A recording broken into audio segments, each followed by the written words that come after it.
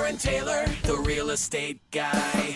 Welcome to Real Estate Live with the Real Estate Guys, Aaron and Jacob Taylor. We're keeping it real, we're keeping it current, and we're keeping it fun. Las Vegas' #1 real estate show. Talk to Aaron Taylor. Call 310-MOVE. Talk to Aaron Taylor. 310-MOVE. The real estate guy.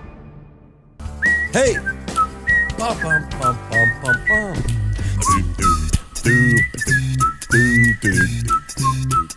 You know what that sound means, America? That means it's your favorite duo, the Real Estate Guys. The smart one, the smarter one. The good-looking one, the better-looking one. Let you figure that out. Good morning, guys. Good morning. Las Vegas, Henderson, Pahrump. How you guys doing out Mesquite, Arizona, there? Logandale, Moapa. All you folks out there. Hope you're having a great day today. We got some good stuff for you. We got a special guest on today. We've had him once before. It's our favorite home inspector. I told you, just sit it right there and let him move to it. You don't understand. There, like that. Come on, Doug, get over here. Doug, say hello. Jacob's already on me right now. Already. Good morning. Good morning. Doug Liebig from Las Vegas Inspection. Yep. Been a friend of mine for legitly, I would say, 25 years. 96 is when we moved. Almost 30 years. Almost 30 years. Almost 30 years, yep. Know him and his wife, his kids. It was my kids, family. He was my first inspector, my very first house. Still is our only inspector. Still to this day is the only inspector.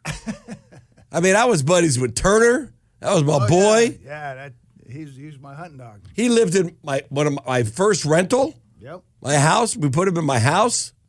Yeah. Look at that. It's crazy, right? He lived came down south, had nowhere to go, and you had a house for we me. put you in it. Yeah, that's right.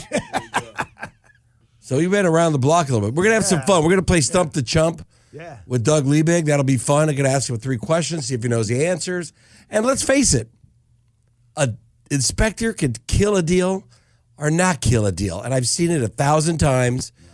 And most of it is on the agent, though. We're going to talk about that. Jacob, you want to thank our sponsors? Sure, let's go. The Fidelity National Title. Fantastic. And just throw this out there real quick. Let me guys say it up. I apologize. We're having some technical difficulties this morning. One of our microphones is just not working, and now we have to share one gimmicky mic. Yeah, one doesn't work, and then which is Doug's, and then so Jacob's works, but half-ass working. On break, I'm just going to come. I want to just talk with you over there. Okay. That'll be better. Yeah. But anyways, Fidelity National Title, always taking care of our clients on the title and escrow side of things, making sure the transaction goes smoothly and the funds get distributed accordingly, and you get a property with clean title. And if not, at least you're aware. And then Neo Home Loans, Sheila Merrill, always taking care of our clients on the lending side, going over your dreams and goals and setting some good expectations and ideas out there for your future home investments. And Grape Street Cafe. Hey! Sometimes you wanna go where everybody knows your name. Bum, bum, bum. And they're always glad you came. Bum, bum, bum. You wanna be John where McGibbon, you Grape see Street Cafe, are downtown Summerlin, my favorite place and yours, of course. Who doesn't love Grape Street Cafe? Yeah. Right, Doug? Great place. It's a great place. We love it. Yep. Always giving out gift cards, too. Oh, yeah. The Grape Street Cafe. Someone texted me the other day and goes, hey, I thought I had a gift card for $25. It was only $20. Oh, my God. All right. I'll Venmo you $5, man. Just chill out. Don't get out of hand. Don't get crazy. Just take a chill pill. Yeah. So, let's just get right into it, Doug. You know, after 14 minutes, we get another couple stations that come in. Did you know that? No, I didn't know Yeah, that. so we kind of start the show over again a little bit, but we do a little short version. All right. So yeah, we got 2, and then now we got 4 in about a little bit. So Oh, nice. So I don't want to Okay. get it. I don't want to get into too much that's that important because I don't want other people to miss it. But Right. I will tell you that inspectors over the years, and you know, we've used you the majority of the time. I'd say 90%. Right? If we don't, it's because they have an inspector that they want to use or whatever the situation is. Yep. But I see it all the time that an inspector can blow the deal on the buyer side, But what I see more so is that it's the agent not preparing their client on how it all works. Yep. They don't lay the ground rules. Right. So then the buyer thinks they get this inspection now because you're working for the buyer, right? Who pays you? Yeah, the buyer. So who's your fiduciary duty to? Yeah, the buyer. The buyer. Yeah, absolutely. And you're going to go through that house and find everything. Yeah, that's my job. Structural, mechanical, or electrical, plumbing. plumbing. roof, It could be chip paint. Whatever. whatever. Yeah, You're going to find it. yeah. If it's gonna piss you off when you move in, I'm gonna try and find it. Right. Now, but here's what I find out that's so crazy. What the agent does is they get their inspection and then they just email it to the buyer. Right. So, Jacob, the buyer looks at this inspection. It's 30 pages, right? They're like, oh, shit, thing's 30 pages. What do I... Well, it's more like 48. Oh, okay, 48 pages. This house is terrible. 30 I'm page not short buying one. this, right, Jake? But what they don't understand is that when you do an inspection, especially if it's a house that's 20 years old, 15 years old, 10 years old, 30 years old, there are things wrong with the house that are cosmetic. You're still gonna note those. Are they very marginal because it's wear and tear? We call those punch list items. Punch those items. There you go. What the agent needs to do is explain to the buyer, look, we're going to ask the seller to repair or give us a credit for items that are broken or not working. Outlets, water leaks, roof tiles, trusses, things like that. Yeah. Right? Yeah. Yep. And if you explain that to the buyer and let them know, even now here's the deal, Doug. This is why I think that we do a little better than most.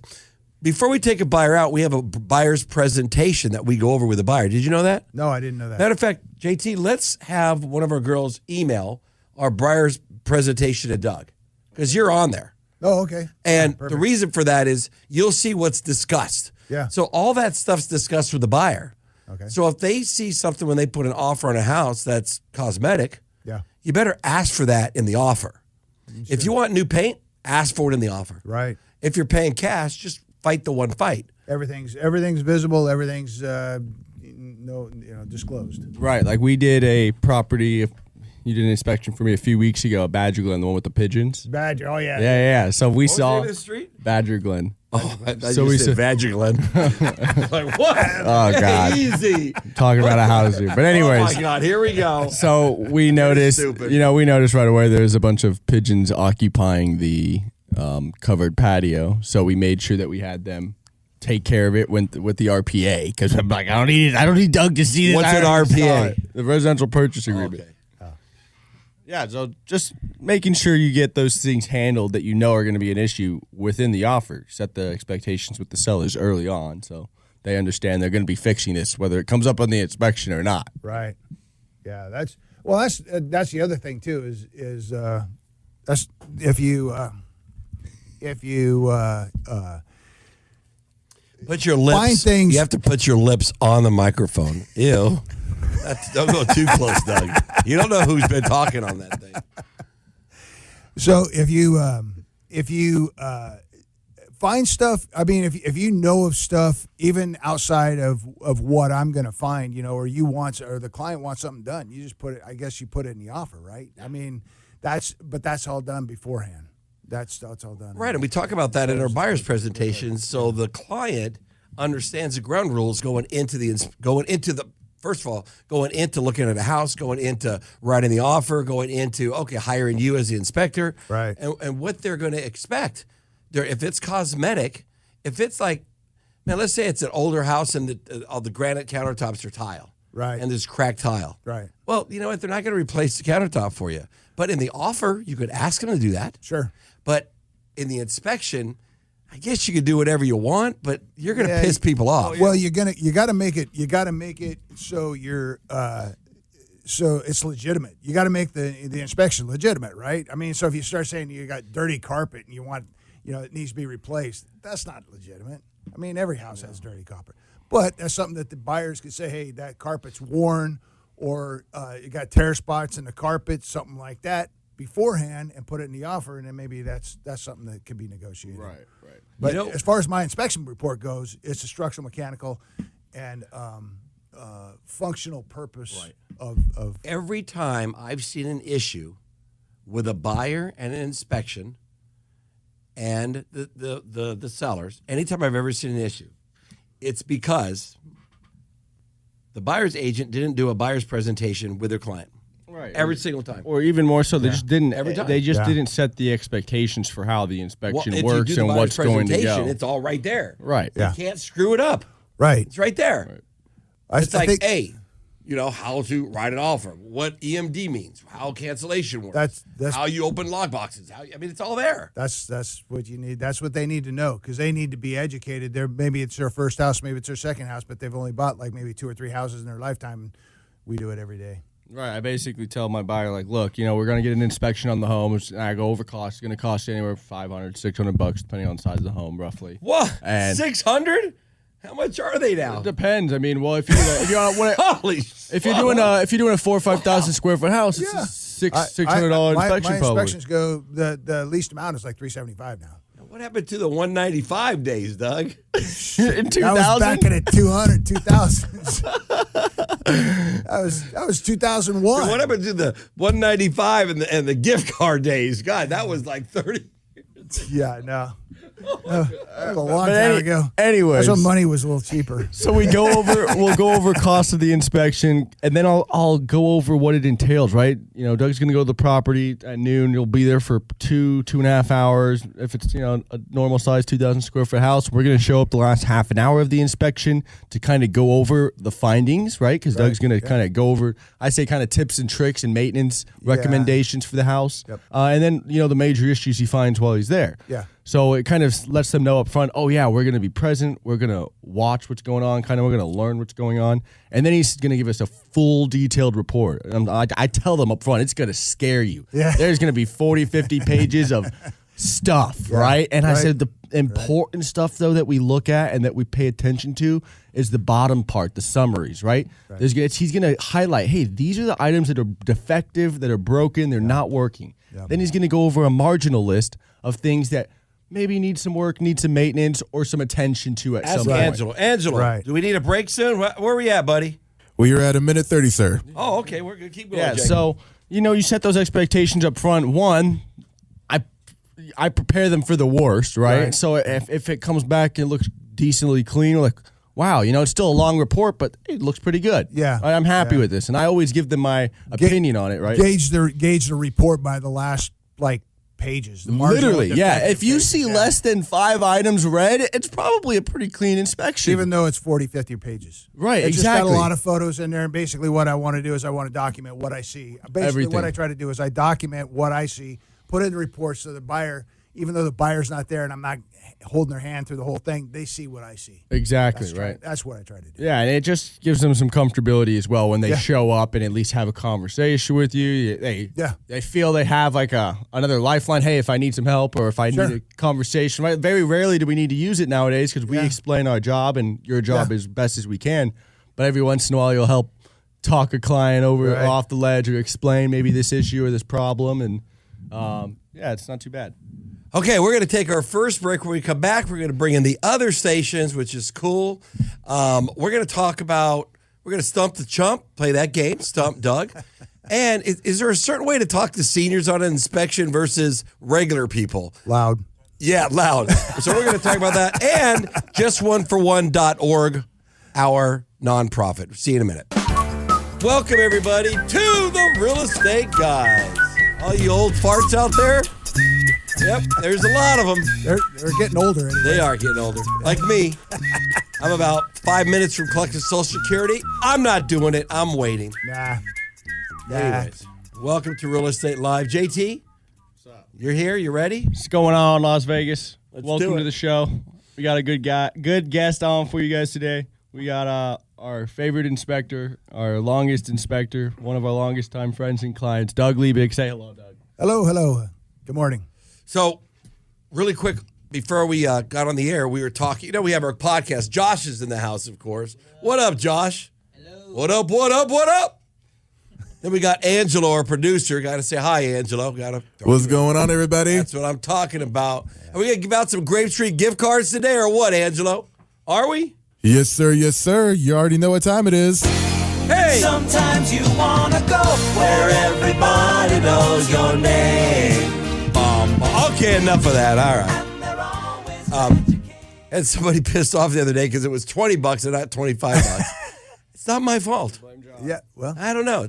It's John's. look, I give Thorson a mouth. It's John's fault. John McGibbon. He made him wrong. You keep guess. complaining it. We're going to make it $15. How about that? There you go, Angelo. Then they'll appreciate the Hey, 20. call for your $5 gift card to Grapetree Cafe. Oh, sorry, we meant 15. Yeah, It'll get you almost a full bottle of water. yeah. $5, you get the complimentary bread and a glass of water. But hey, it's something. You get to sit there and look cool at my favorite place, Grapetree Cafe. That is your favorite place, man. It is. So we were talking really quick before we get into some inspection stuff about AI and how we use AI for everything. And I'm surprised. I'm sure you're going to start integrating that more because AI will do your reports for you. I mean, you could walk around the house with a microphone and you could just talk and it will do the entire report for you exactly how you think, how you want it, because it gets to know you. So you never have to write, you just dictate and it comes out exactly as you want. And then you can review it and change, and it could email it for you. It could prioritize it for you. It could, whatever you could think of, AI will do for you. Bro, come on, let me help you out, big dog. I never even thought about it. It's like, come on. You know, there's old school, and then there's old school, brother. Right, JT? I mean, hey, you got to be a little bit of both. Right? You got to have both. Yeah. You really do. So, anyway, so we were talking about how inspections can break a deal and make a deal. Right. And really, 9 out of 10 times, it's the agent's fault because when you hire the real estate guy team, by the way, 702-310-6683, 702-310-MOVE. When you hire the real estate guy team, we're going to give you a buyer's presentation. We're going to go over everything from soup to nuts. So the buyer's well educated in the entire process. And part of that talks about the inspection period, the due diligence period, how many days you have to get it done, what it costs, who we hire, what it's for. Right. If it's not explained to the buyer correctly, their expectations can be all over the place. Like they can get that report and go, oh, it's 48 pages. I'm not buying this house. There's too many things wrong with it. And the home could be a year old or 2 years old. Right. Got to keep them on the rails. If the house is 30 years old or 5 years old, it's the same pages. Right. Exactly. Yeah. It's going to be 48 pages, right? Right. Yeah, exactly. Right. So it's good. Don't let it scare you. Yeah. Oh, and then, you know, and in some cases, you know, if there's a lot of problems with it, there'll be a couple more pages. Right. But other than that, you know, it's pretty much the same. I can pull up a report every day and it'd be like 48, 49, 50, 51 or whatever, you know, and it's all around the same thing. So we had a property on one of our custom homes on 2 acres that we're selling. Yeah. It was in escrow. Yeah. The buyer was a sharp attorney guy, right? And he asked to extend the due diligence. And I said, man, as soon as he asked to extend the due diligence and he's representing himself and the whole 9 yards, right, I knew, man, something's going on, right? Come on. Yeah. You're going to come back to me and want more money. And I said, that was our bottom line already. I already told him. Yeah. It's our bottom line. I'd rather sell the house $100,000 less than sell him that house, to be honest. Just because be a man of your word. He's trying to get money out of me because the air conditioner is going to go out maybe next month or next year or 10 years. Right. You know, that air conditioner is working. Yep. So I knew what he was going to do. He tried to get more money from me. I said, man, just cancel. Just go. Right. Let me give you your money back. Don't need it. Right. If it's broken, if it's not working, we can always get the seller to fix it. Right, Jacob? Right. We're not going to give no seller really, even in this market, they're not going to give money for old. Right? It doesn't matter if it's old. Yeah. Is it functioning? Is it working? Right? The homes are priced accordingly because the systems are old, or maybe because it needs some updating or whatnot, right? So when you manage an expectation with the buyer, it's very important to be upfront with kind of how it works in the industry, right? Like technically you can ask for anything you want. Yeah. But you're not going to get the home if you want to think like that, right? Our job is to represent you and do the best job possible to get you that house after you say, I want it, I'm buying it, right? But also still make sure you're getting in a good situation to where it's like, I'm not taking on a project, right? Or buying a lemon, yeah. Right, Something's going right. to cost you money the whole time you're using it. Right. So I got a quick question for you before we take another break. Briefly explain what the scope of your work is, because I think that's so important. I think the public, not everybody fully understands. What's the scope of work for an inspector? That's a good question, because a lot of buyers come and, for example, the guy that was at the inspection yesterday told me they had the wrong cable in the spa, and I was like, okay. I look at it, and yeah, it is. So then he's going over and he's telling me this should be a 4-wire or 3-wire, or it shouldn't be an SO cable. It should be a UF cable. It should be this. It should be that.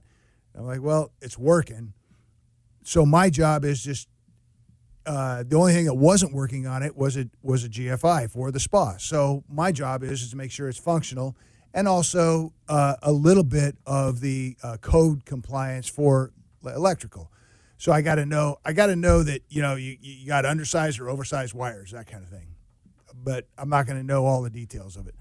So the big thing is when I go through a house, I'm looking for the functionality of the equipment, the house, the safety. We're looking. The huge thing is safety, functional and operational items in the house. So if you have structural items in the house, it's obviously not going to be functional, because you've got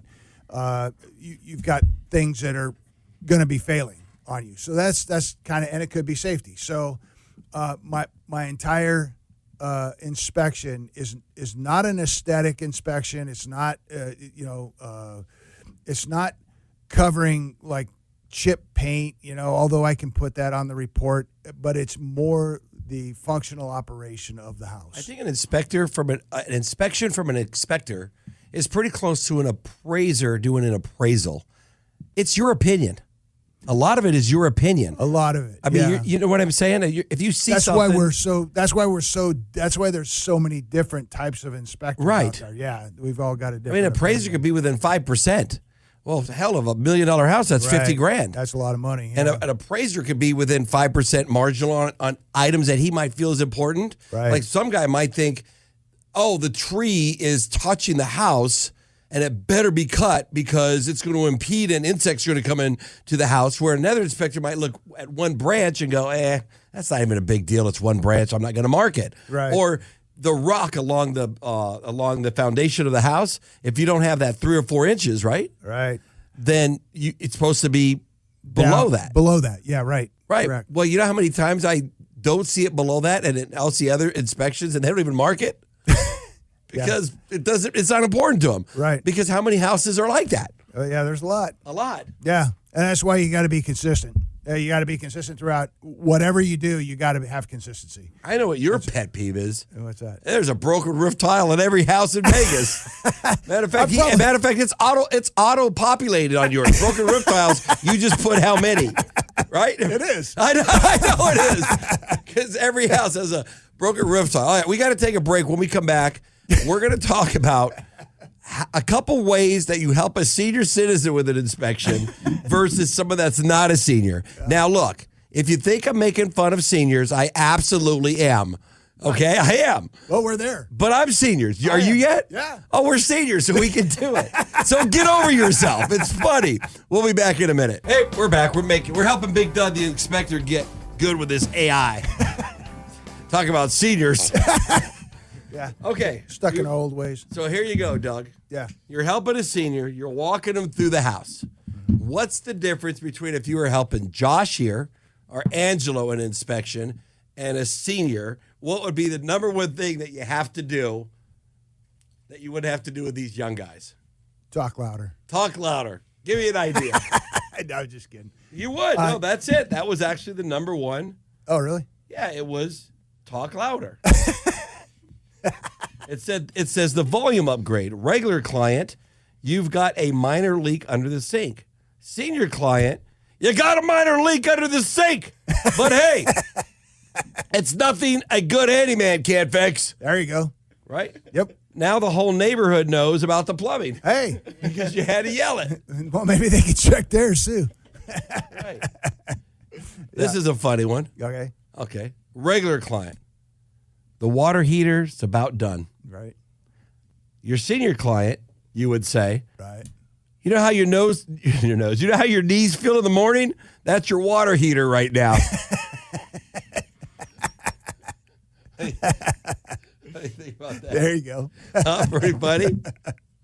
It is, huh? Yeah, that's funny. Yeah, that's you know what's funny is over time it's just like everything has become so repetitious for me that it's like it's really easy to explain whether they're older or younger because it's a matter of fact, and it's like I've tried to break it down. Like when I was in my engineering days, I always had to write reports in accordance with layman's terms. So, you know, obviously when you're doing the engineering stuff that lawyers like to take a look at things, and you got to write it so they can understand it because they don't know your job. So that's kind of what I did with the home inspections is I just took it from that aspect and tried to put everything into layman's terms. 702-310-6683 if you want to get a hold of Doug, the inspector. He also does new home sales, so you can use an inspector on a new home sale. Doug from Las Vegas Inspections, 702-310-MOVE. The reason we give you your number is they'll get a hold of us, and, of course, we'll get them to you. So an average inspection lasts, 4 hours? Okay, so it's about an hour per 1,000 square feet. If you got a pool, give me another half hour. All right, so typical house, maybe 2-3 hours. 2-3 hours. Okay, how much do you love when a buyer shows up in the beginning of the inspection and stays with you the whole time? It's a bad move. And it's not because I don't like them there. It's because they always seem to have questions. They'll walk through the house, hey, what about this? Or, hey, what about this? And I've got a routine that I kind of follow through the house, and I don't do the report while I'm there. But I've done so many of them that I have like 15 to 20 items that I check on a house every time, the categories.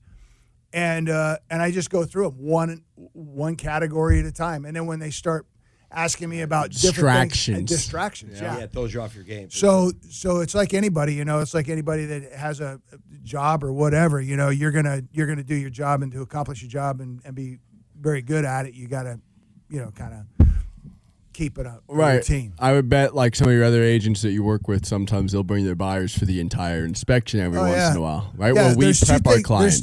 There's two things that buyers talk about when they come to an inspection and they meet me at the beginning.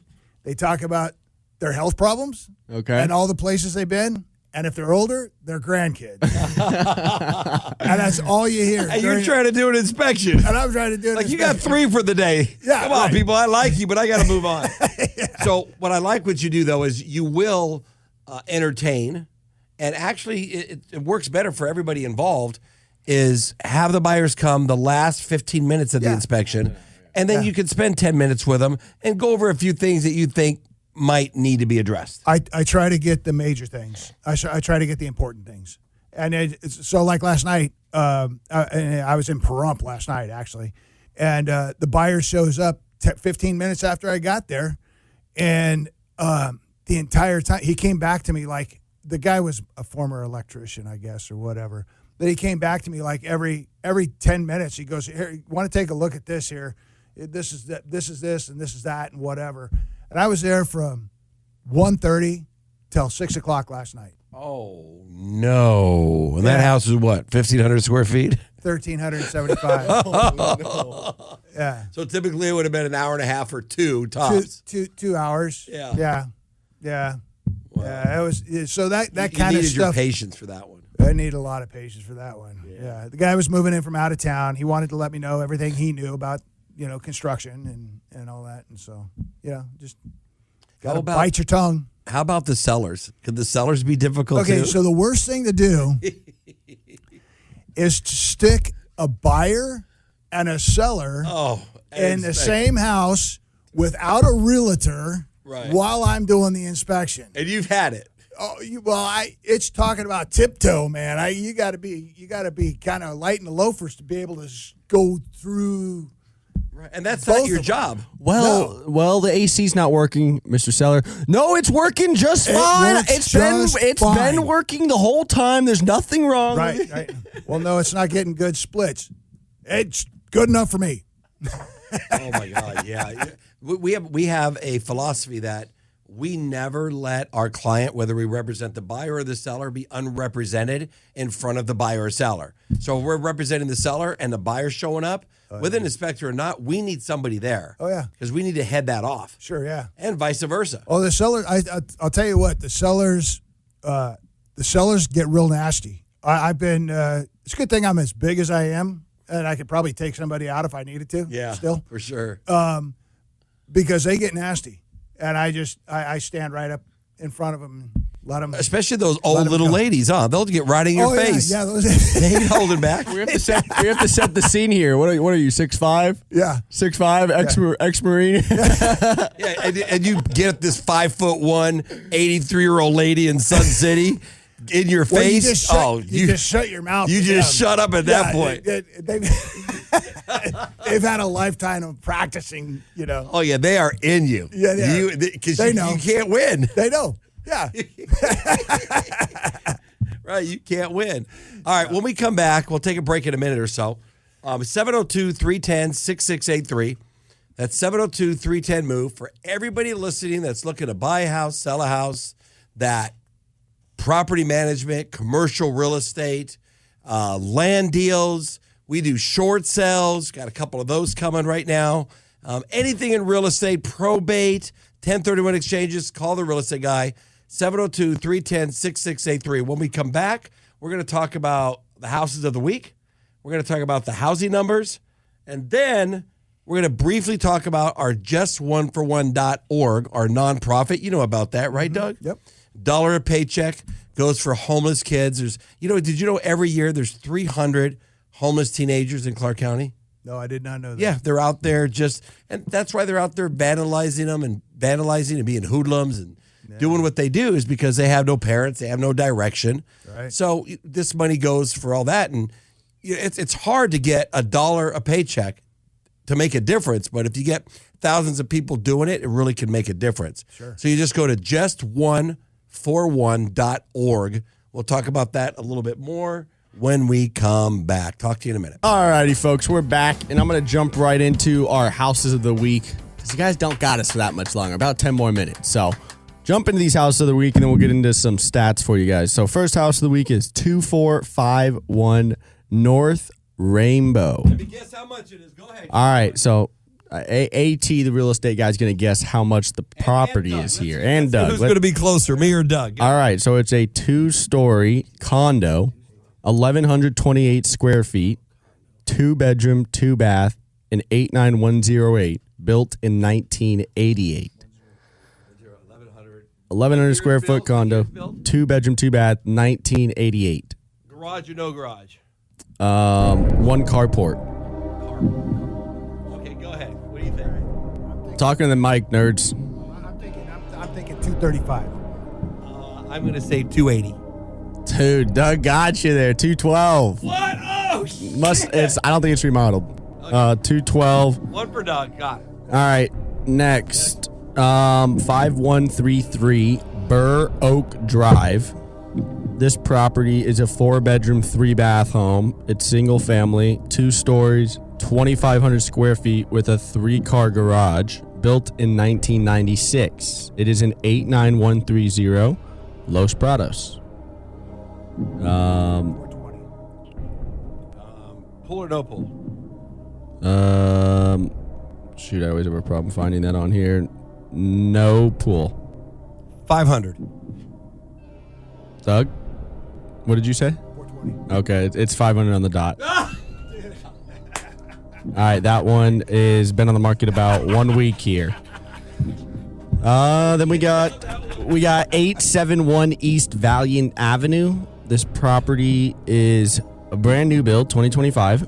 It is this is one of our front properties, so you can't even guess. That's not fair. 1,250 square feet on a 7,000 square foot lot. This property is 2-bedroom, 3 baths. Again, built in 2025, and it's located in Pahrump. Brand new house. 1,250 square feet. 1250. Okay, let's go with about 7,000 square foot lot. Yeah. In Pahrump. Okay, so different deal. Yeah, I know. So I'd say maybe 335. 300. 300. I think they started at 335. Yeah. 300. We got 300. All right, there you go. There's our houses of the week. If you know anyone interested or if you're interested in any of these properties, give the real estate guys a call. 702-310-6683. That's 702-310-MOVE. All righty, guys. So With the numbers for What's you. up with some numbers? Tell us about We had our October housing report come out. I think it came out yesterday, within the last day or two. So, like we said in September, the September housing price, the median price was $470. We had 1,880 sales on single-family homes with 7,500 single-family homes available. October, we had 1,720 sales, right? So we're down about 160 sales. 7,540 homes listed, so only up a few homes in terms of actual inventory. And our median price, what do you think our median price went to? 465. No, went up to 474. No way. Yeah, How is that happening? The only reasoning I can come up with, because we know the prices aren't going up, right? The only reasoning I can come up with is because it's the median, more properties are selling above 500. That's the only thing that can be true, because prices are going down. We're well Where are aware the of it. rates at right now? Well, rates for FHA, VA, low sixes. They're like 6.25, 6.125, right? Conventional, you're still 7%. And if you're a perfect buyer, maybe like 6.825 or something like that. I don't think we're seeing lower than 6.75 on conventional though, and that's buying the rate down with a point, right? But yeah, I mean, we know, and I think this also has a big role in the median price not changing as much as it is out of 10 homes, how many do you think have closing costs on them? 8? Yeah, I would say it's probably 9, and if there could be halves, it'd probably be 9.5. I haven't seen a home without closing costs on them almost at all. And if it's not closing costs, there's a large repair credit or there's a lot of repairs done. Because it being a buyer's market, right? The sellers have to give, right? So we might see $3,000 in repairs if we don't see any closing costs or a $5,000 credit for the repairs, right? Yeah, like the same situation I got going on with that last inspection you did for me. We're probably going to get a solid credit, right? We're not going to get a lot of repairs done because the seller's out of country, but we'll get a good credit for the AC issue and whatnot. Yeah. But so our inventory isn't changing drastically, right? It's kind of hovering.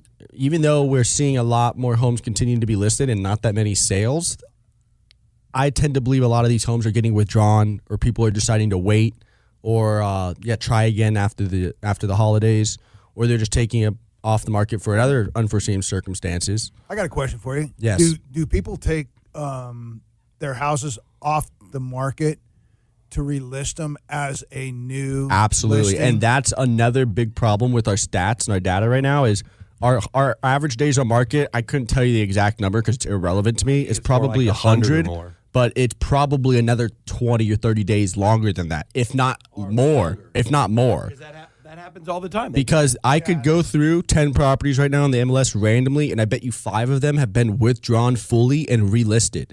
And the reason why people do that is pretty, obvious if you take a look at the data. Well, it becomes a new listing on Zillow, Redfin, Trulia, even the MLS. And they come Right. You mess with the mic. But so they changed the price and go back on the market. I personally think there needs to be something done about that because it's not transparent to the buyers. If I was a buyer looking for a house and I saw something on Mike's not working. Mike's not plug it in. He was yelling at me about it and he did it. Can you hear it? Yep, there you go. Okay. So if I was a buyer and I was looking at a house and it showed like 105 days on the market or whatever, I'd be like, what's going on with that one? Right. Well, and that's what you would think, but nowadays that's not even that long. Like that's honestly, like that would be like pretty median. Like I wouldn't be like that home has a problem, but I also wouldn't be like, oh, that's a great home. Well, it's been on the market 105 days, but it could still be close, like to the number on price. But just because of the fact the way our market's moving, if we got 11,000 homes on the market and only 1,800 are going to sell this month, or let's say 2,200 with all sales, it might not be that it's that bad of a property. It might just be there was a few better ones in that product, right? That product of 2 stories or something. There was a few better sales or better options for that time, right? Yeah. But like you said, so it's hard for a buyer to know fully how the market is or what's going on because they can only see so much through Zillow, Redfin, Trulia, and those marketplaces. They can only see that it was listed for 10 days, even though I can go back in the history on the MLS and see, no, it was relisted 10 days ago, but it's been on and off the market 4 times since the beginning of the year, and it's been on the market realistically 10 months. Right. So those marketplaces are just kind of guidelines anyway. Yeah, I think honestly the MLS has to have some sort of policy that, if you relist within 3 months that your days on market continues, because I think it's a disservice to consumers out there that they don't actually know what's going on, right? And there are probably agents that don't do their homework and tell them, right, that this has been on the market since the beginning of the year, even though it shows 5 days on the market. Like that with Badger Glen, right? That was on and off the market 3 times over the course of 3 months, though. They did it every month. Wow. But I knew that going into it, and I knew where they started. They started at 550, now they're at 500. So I'm like, I know they bought it at 365. There's not going to be a ton of wiggle room in there, but they are desperate, right? They need to get rid of it. It was a flip, right? They need to get rid of it. I know their bottom line was probably 490 or 480, right? So, and they're just trying to get out with the skin on the teeth still, right? They want to get out of that thing. All flippers right now. Like, we just want to get out of that thing. But yeah, so it's just not a lot of flips on the market right now. Yeah, quite a bit. Mike came out again. Yeah. But yeah, there's quite a bit of flips sitting. Yep. So it is what it is. You're not going to be able to shoot for the stars right now. You gotta be realistic. And when you price a home right now, you don't price them at the comps. You price them a little bit below the comps, right? Because you have to follow the trend of the market. And in upward trending market, it's so easy to price a home because you show them the comps. They're like, oh wow, it sold at 450, so I could sell mine for 450. Yeah, actually probably sell for 460 in an uptrending market if it looks similar. But in a downtrending market, you've got to be ahead of the game. So do you think we're in a kind of a catch-22 situation right now with the houses? If the interest rates come down, the prices go up, or they will absolutely. It's going to take some time for the market to react, right? Because for me, what I've noticed over the last 7-8 years in this game is the consumers follow the media narrative a lot, right? And the media narrative right now is still trash. So unfortunately, buyers think it's trash too, right? Until the media changes their narrative to like, oh my God, rates are in the low 6s, high 5s. People will jump in the beginning of the new year. But we're out of time. Doug, thanks for coming on. Thank you. We appreciate you always. Thanks for coming in. And everybody have a great weekend. Real estate guys are out. Take care.